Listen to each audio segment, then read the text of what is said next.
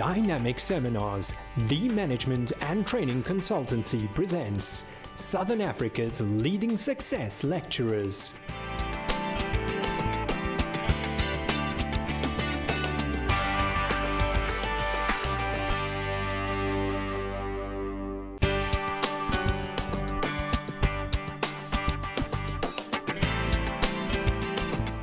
All right, good morning everybody.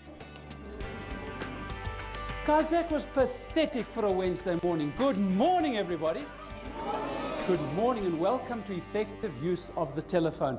May I please see with a show of hands those people in the room that use the telephone as their primary means of communicating with their public. Can I see your hands, please? Well, that tells me that you are probably in the right place and at the right time. Absolutely fabulous. One rule today is not negotiable. Everything is negotiable. One thing's not negotiable, and that is you've got to have fun.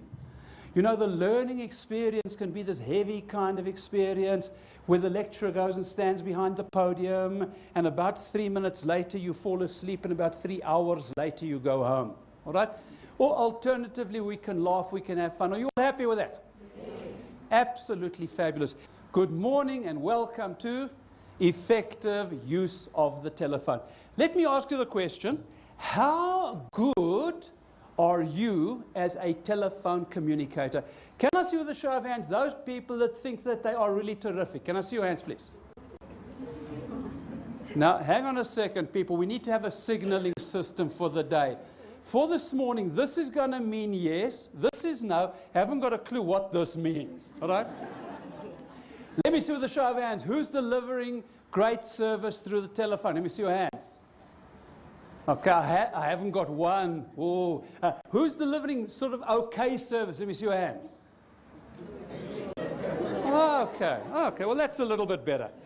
Let me ask you, would you like to know how good you are as of today?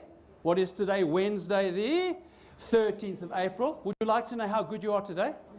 I'm going to give you a questionnaire. 10 questions. I'm going to ask you to grade the questions based on the key that you see on the screen. Okay? So I'm going to ask you questions, and as you see that particular question, if you know that you are absolutely unbelievably, incredibly, fantastically good at that, you score 5 points. Okay? If you know you are pathetically fraught, you score 1 point, all right? And if you're not pathetically fraught, only plain fraught, you can go for a what? You can go for a 2. Choose a number that works for you. Now, very important with a questionnaire, don't score it until such time as we talk it through, okay? Because as you look at the question, you have one idea, but as we talk a little bit more, what happens is that you might change your mind. So let's have a look. The very first question is, are you a good listener? Would you agree, people, that as a telephone communicator, one of the key skills you've got to have is listening? Yes? Again, can I ask, let's make another signaling system, people. When I ask questions, if you agree with the answer, can I ask you to move your head up and down? If you disagree, can I ask you to shake your head? And if you are thoroughly confused, roll it around a little bit. Would you agree that to be a good telephone communicator, you've got to be a good listener? Right, so let me see with a show of hands, who are the good listeners? Come on, hey, that's fantastic. There's a whole batch of you out there, which is terrific, because then that means that I can do a little listening test with you, just to confirm that. Let me see the hands of the good listeners again. I've lost half of them. Half of them are now gone. I'm going to give you a listening test. People, please put your pen down because you cannot write it down. It's going to go past too fast. Right? It is not meant to be a writing test. It's meant to be a listening test. So put your pens down and listen very, very carefully. Are you all with me? Yes. Lovely. Right, you're a bus driver and you get into your bus at point A and you drive 4.4 kilometers north. You then turn left and you drive 3.3 kilometers west. You then turn left again and you drive 2.2 kilometers south. You then turn left again and you drive 1.1 kilometer east and you then stop and get out of your bus. All right, folks, would you kindly pick up your pens again? And can I ask you, based on the information I've given to you, will you kindly write down the bus driver's age? And once you've done that, will you put up your hand?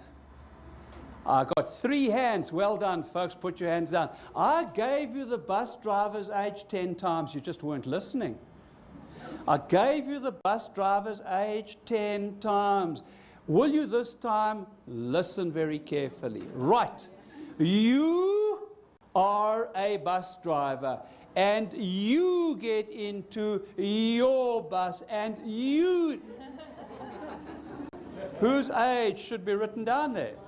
Your own age. Now the problem is, what we understand is there's 2 different forms of listening. They're called micro-listening and macro-listening. Right?